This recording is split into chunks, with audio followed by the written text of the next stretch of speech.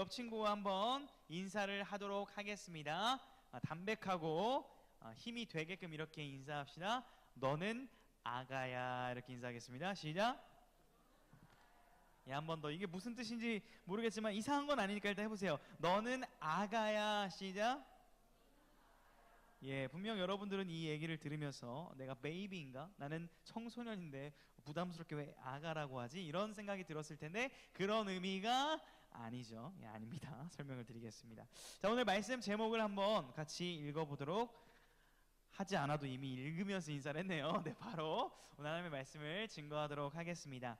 여러분, 시험 기간에 이렇게 또 시험 마친 친구들도 있고 진행하고 있는 친구들도 있는데 또 여러분의 가장 중요한 어찌 보면 시험이라고 할 수 있는데 고생이 많고 또 선생님들과 목사님도 기도하고 응원할 테니까 끝까지 잘 감당하기를 주님의 이름으로 축복합니다.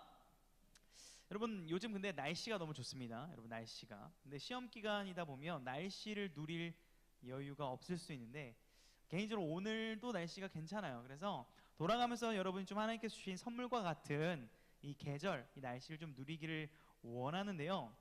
우리나라의 기상청이 작년인가요? 예, 작년 언제 정확히 모르지만 처음으로 이 사계절의 그 일수를 조정한다는 기사를 제가 본 적이 있는데 어떤 계절과 어떤 계절이 짧아지고 어떤 계절이 지금 길어지고 있죠? 뭐가 짧아지고 있어요? 봄, 가을. 원래 우리가 알고 있는 봄은 3, 4, 5월인데 체감상 봄은 어느 정도 같아요? 예. 또 춥죠? 지금 뭐 추워하는 친구도 있고 뭐 봄이 겨울인 것 같다가 여름인 것 같다가 봄인 것 같다가 여름은 원래는 6, 7, 8월이 여름으로 우리가 알고 있는데 언제가 여름 같아요? 뭐 막 4, 5개월이 여름처럼 느껴지는 아주 우리가 이러한 기후 속에서 살아가고 있습니다. 여러분, 봄이 되면 떠올리는 혹시 노래가 있다면 봄이 되면 떠오르는 노래 우리 좀 선생님들한테 한번 먼저 여쭤봐야겠어요. 우리 안미경 선생님 혹시 봄 하면 떠오르는 노래? 신식 노래를 알고 계시나요? 로이킴 노래 맞나요? 봄봄봄봄. 죄송해요. 저는 봄봄봄봄이 왔네 이걸 생각했는데 봄봄봄. 알아요. 죄송해요. 선생님. 여러분도 알죠? 자, 좀 젊은 선생님 좀 여쭤봐야겠어요. 자, 우리 아까 또 지치고 힘들 때 또 굉장히 또 멋들어지게 불러주신 성진쌤, 봄 하면 떠오르는 노래. 봄. 벚꽃 엔딩. 벚꽃 엔딩. 벚꽃 엔딩 우리가 좀 공감대가. 우리 최강훈 쌤 벚꽃 엔딩 아세요? 진짜 아는 거죠? 예. 봄 처음으로 나왔습니다 지금. 서자성 선생님 감사합니다. 자, 우리 이제 10대한테도 좀 물어볼게요. 자, 우리 주원아. 저는 요즘에 윙을 보면 주원이가 생각이 나더라고요. 왜냐면 우리 수련회 때 막 이렇게 입으로 막 소리 내는 거 했거든요. 막 똑딱 똑딱 막 되게 듣기를 잘했는데 이제 윙 알죠? 도파민의 주역. 주원이가 생각이 났는데 봄 하면 떠오르는 노래. 로이킴의 봄봄봄 좋습니다. 또 여자친구한테 한 번 더 물어보고 마칠게요. 승희야, 시험 끝났죠? 기분 좋을 텐데 봄 하면 떠오르는 노래. 봄이 그렇게도 좋냐 멍청이들아 뭐 이런 노래도 있더라고요. 제목이 봄이 좋냐 맞나요? 네, 굉장히 이제 막 그 무슨 노래요? 저도 이 얘기 하려고 그랬는데 이제 노래 뭐 달달한 노래 막 이렇게 막 썸 타는 노래 이런 것도 많지만 봄에 그 커플들을 미워하고 헤어져라 막 몽땅 망해라 뭐 이런 가사도 있더라고요. 10cm 노래 보니까. 봄하면 떠오르는 게 뭐냐면 이렇게 산뜻함, 어떤 그 싱그러움, 또 설렘 이런 것들이 아마 여러분 생각이 날 텐데 여러분의 표정은 봄이 아니라 겨울이에요. 상당히 다크한데 좀 봄처럼 우리가 말씀을 듣기를 원하는데 마치 이렇게 봄의 사랑 노래를 많은 세상 사람들이 부르는 것처럼 이 원래 소스, 이 저작권이 어디에 있냐면 성경에 있습니다. 성경은 여러분 굉장히 좀 뭐 절망적인 얘기도 있고 뭐 심판의 얘기도 있고 죄에 대한 얘기도 있어서 좀 무거운 것 같지만 사실 성경의 결국의 얘기는 뭐냐면 굉장히 기쁨과 설렘과 사랑이 가득한 얘기예요.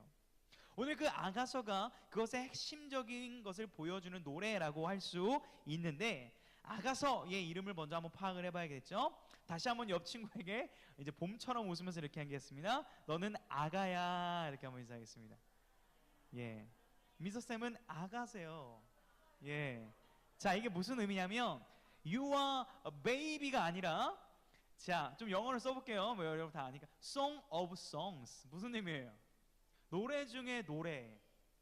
정말 가장 아름답고 최고의 노래인 사랑 노래를 아가라고 하는 거예요. 그럼 여러분들이 방금 옆 친구에게 아가야라고 했던 거 뭐냐면 너는 내 사랑의 노래야 뭐 이런 엄청 서정적인 그런 고백이었거든요.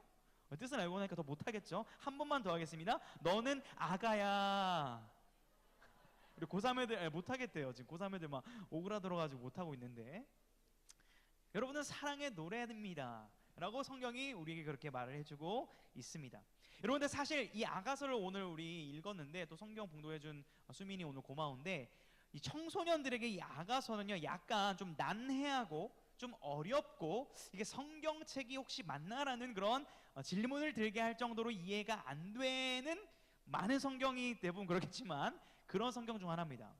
왜 그런가 하니까 굉장히 남녀의 사랑을 노골적이고도 뜨겁게 표현을 하고 있거든요.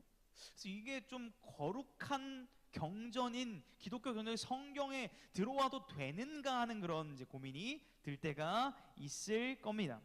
여러분들 한번 물어보겠습니다. 자, 한번 물어볼게요. 여러분, 성이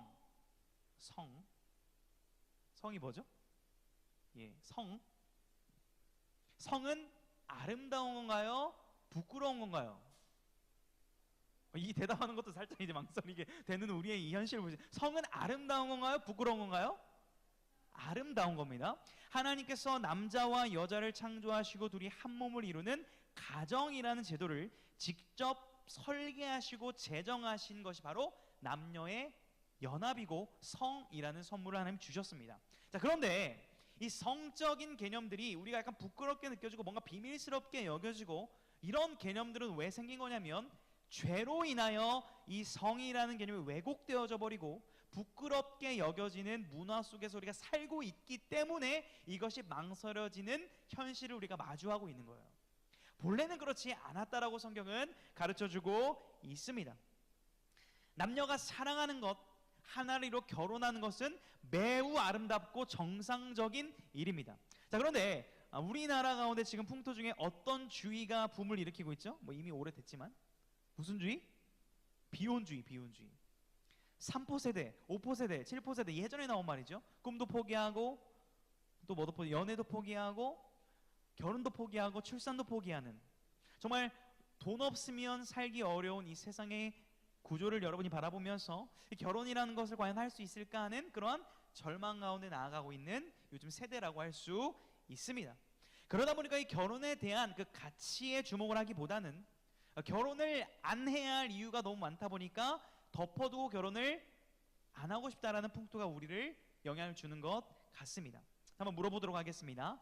나는 결혼을 하고 싶다 하는 친구도 한번 손 들어보시죠. 나는 결혼을 하고 싶다. 예, 예, 좋아요. 한 4분의 1 정도. 나는 결혼을 뭐 할 수도 있고 안 할 수도 있다. 잘 모르겠다. 좋습니다. 나는 결혼을 지금으로선 안 할 것 같다. 안 된 친구들은 뭐죠? 부끄럽다. 손을 들기 부끄럽다. 예, 나머지 좋습니다. 여러분, 요즘에 결혼은 하지 않고 연애만 하고자 하는 움직임들이 되게 많은 거 알죠? 그리고 결혼을 하기 전에 동거하는 문화가 이미 너무나 자연스럽게 여겨지는 세상 속에 여러분들이 살고 있습니다. 자, 이런 흐름은 어떤 것은 취하고 어떤 것은 뺀 거냐면요, 한번 저를 따라하겠습니다. 기쁨과 즐거움은 취하고, 이 정도 따라할 수 있죠? 책임과 의무는 뺀다. 좀 더 쉽게 가봅시다. 기쁨과 즐거움, 책임과 의무, 이 두 가지는 원래 같이 가야 되는 거예요. 책임과 약속과 의무 안에서 기쁨과 사랑을 나누는 것이 하나님이 본래 창조하신 사랑의 개념인데, 기쁨과 만족과 유익과 자극은 얻기를 원해. 도파민은 팡팡팡팡 터지기를. 도파민 뿡뚝뚝뿡. 죄송합니다. 이게 너무 멋있어서 해보려고 했는데 안 되네요. 도파민. 죄송합니다. 아무튼 이 자극을 원하긴 하지만 그 사람에 대한 책임과 의무는 지지 않은 채 이것만을 누리려 하는 풍토가 있단 말이에요.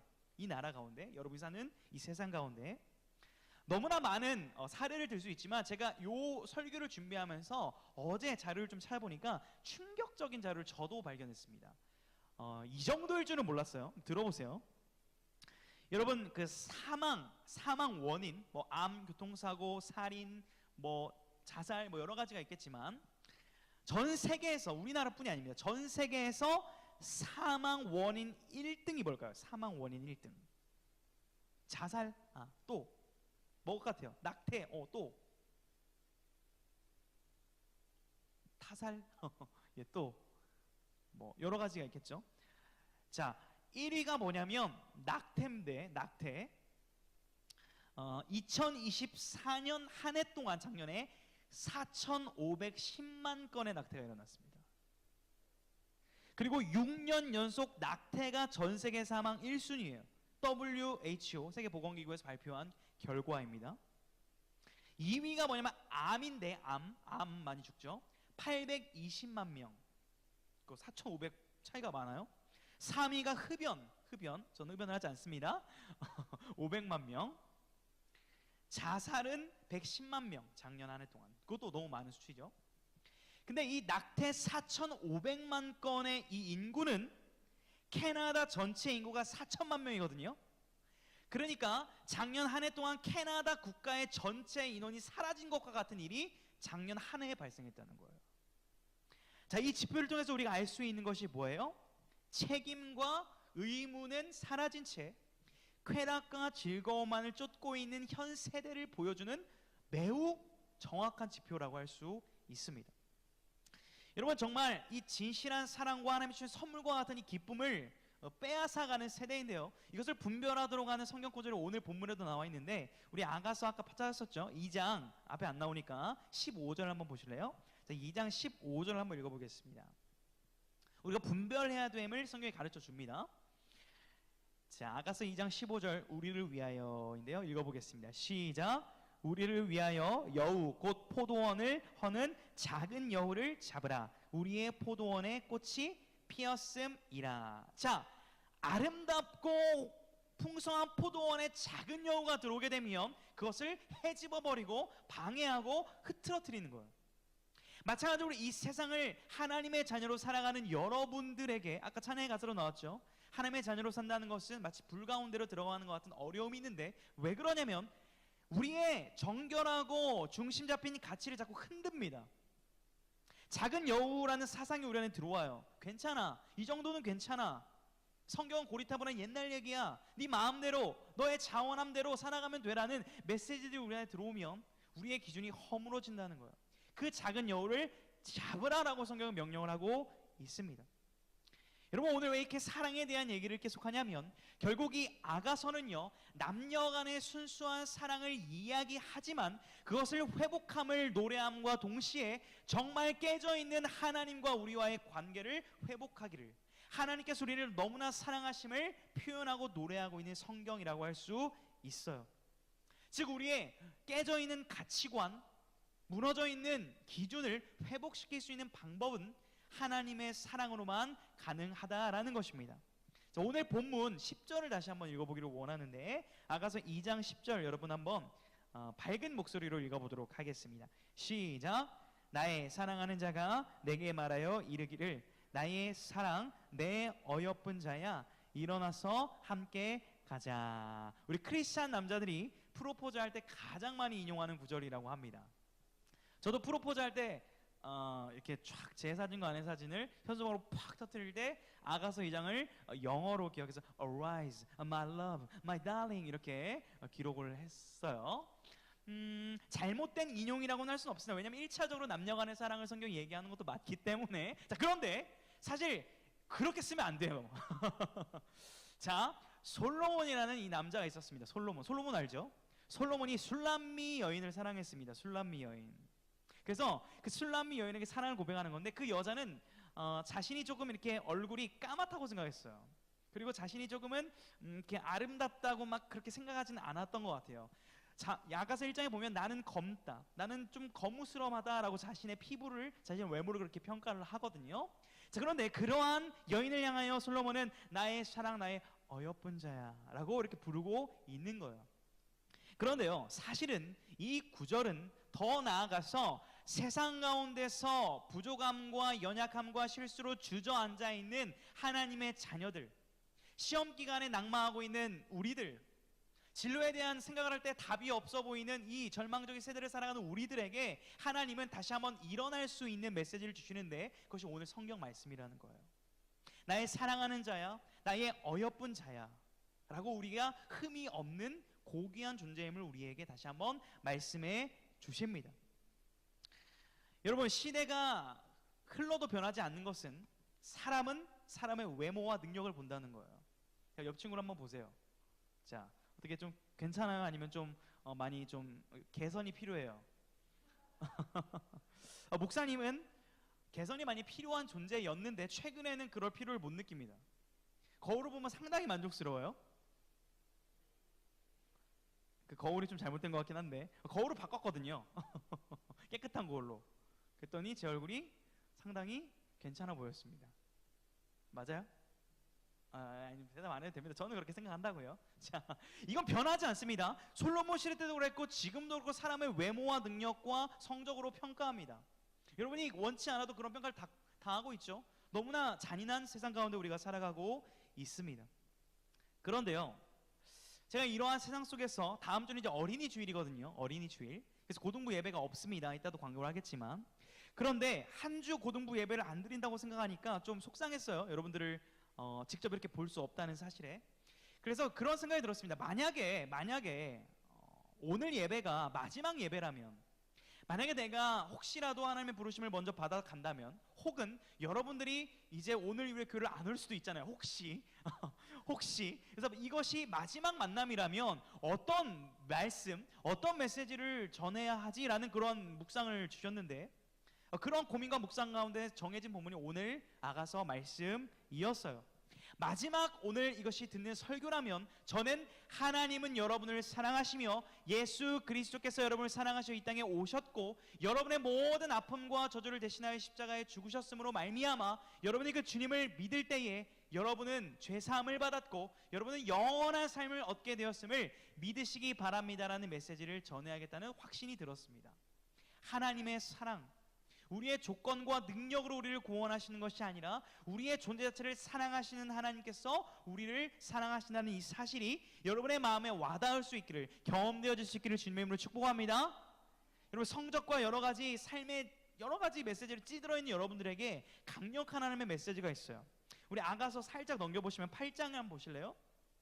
아가서 8장, 정말 우리 가운데 하나님의 사랑을 강력하게 경험해야 되는 여러분들에게 주시는 말씀이에요. 아가서 8장 6절에 보면 이런 구절이 있습니다. 눈으로 확인하시고 제가 읽어볼게요. 너는 나를 도장같이 마음에 품고 도장같이 팔에 두라. 사랑은 죽음같이 강하고 질투는 스울같이 잔인하며 불길같이 일어나니 그 기세가 여호와의 불과 같으니라. 여러분, 하나님이 여러분을 사랑하시는데 어떻게 사랑하시냐면 전투적으로 사랑하시는 거예요. 자신의 아들을 십자가에 내어주실 만큼 내가 너를 사랑함을 왜 인지하지 못하지? 왜 누리지 못하지? 내가 너를 정말 사랑한다는 것을 강력하게 질투하시며 사랑을 외치고 계신 거예요. 반면에 이러한 걸 좀 부담스러워하는 친구들이 있을 수 있습니다. 그런 우리들을 위해서 하나님은요, 때로는요 굉장히 인격적이고 잠잠하게 그분의 사랑을 또한 표현해 주시는데, 우리 성경 한 구절을 더 찾아보겠습니다. 잘 안 찾아본 구절일 텐데 한번 찾아봅시다. 스바냐. 자, 스바냐는 어떻게 약자가 되어 있죠? 스바냐 3장 17절 말씀. 자, 스바냐 3장 17절. 자, 찾으셨을 거라 믿고 너의 하나님이죠. 너의 하나님 여호와가, 우리 한번 잠잠하게 읽어볼게요. 또박또박 잠잠하게. 시작. 너의 하나님 여호와가 너의 가운데에 계시니 그는 구원을 베푸실 전능자이시라. 그가 너로 말미암아 기쁨을 이기지 못하시며 너를 잠잠히 사랑하시며 너로 말미암아 즐거이 부르며 기뻐하시리라 하리라. 아멘. 여러분, 하나님은요 주저앉아 있는 우리들을 일으켜 세워주시기를 원하세요. 절망과 낙심 가운데 있는 우리를 평안과 기쁨의 자리로 초청하기를 원하세요. 그 초청 가운데 오늘 본문의 앞에 있는 그 초청의 메시지는 무엇이냐면 나의 사랑이라고 얘기를 하시는 거예요. 내가 사랑하는 나의 자녀야, 그 자리에서 일어나서 그 낭만과 염려의 자리에 머물러 있지 말고 일로 나오지 않겠니라고 인격적인 초청을 보내고 계시는 거예요. 여러분, 요즘 고등부 친구들과 양육훈련이라는 걸 받고 있습니다. 한 6명의 친구들이 함께 하는데 어제 토요일 오전 일찍 4명의 친구가 계속 공부를 하고 있어요. 성경 공부. 어제 창조주 하나님에 대해서 배웠습니다. 여러분, 그런데요 이것이 얼마나 중요한지를 여러분이 생각해 봐야 되는 게, 여러분들이 그저 그냥 그런가 보다 하고 배우는 이 과학의 이론에 따라 여러분의 존재 가치를 규명하다 보면 결국 어느 종착점에 이르게 되냐면 여러분은 어떤 존재예요?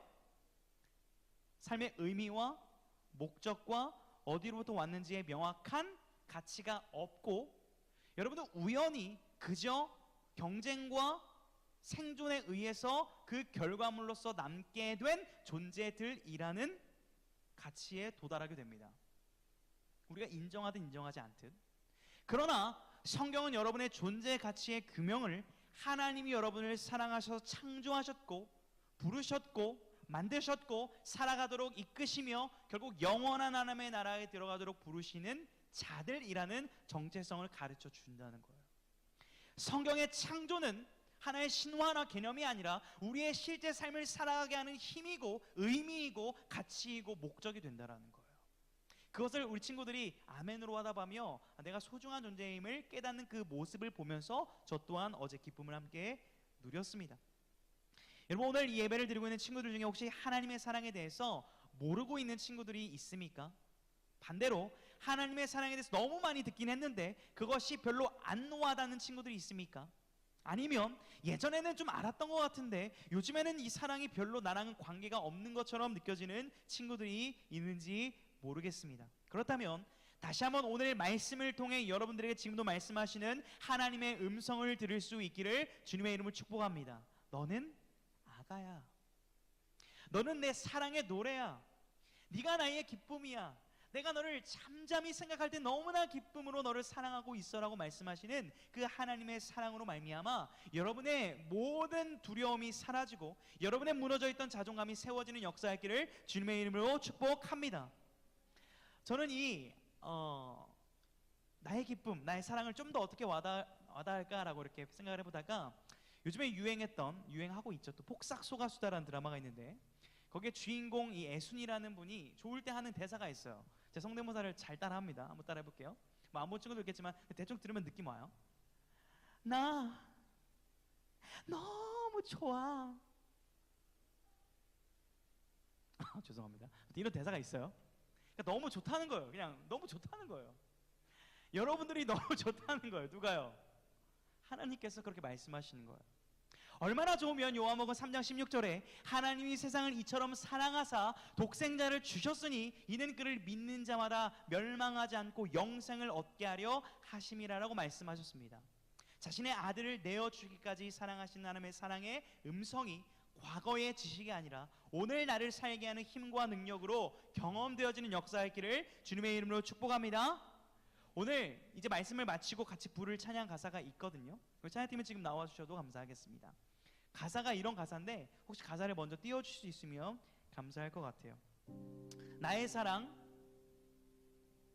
너는 어여쁘고 참 귀하다. 어느 보석보다 귀하다. 이게 찬양의 첫 가사인데요. 찬양으로 부르면 좀 덜 오그라들 수 있지만 말로 하면 좀 오그라들 수도 있지만 그래도 우리 가사를 여러분의 입술을 열어서 같이 한번 읽어보고 우리가 찬양을 부르기를 원하는데 한번 읽어보겠습니다. 시작. 나의 사랑 너는 어여쁘고 참 귀하다. 어느 보석보다 귀하다. 다음 가사까지요. 내가 사랑스럽지 않을 때 너를 온전히 사랑하고 너와 함께하려 내가 왔노라. 이 찬양을 이제 부를 건데요. 여러분 사실 10대들만 힘든 게 아닙니다. 10대는 10대 나름대로 힘들고요.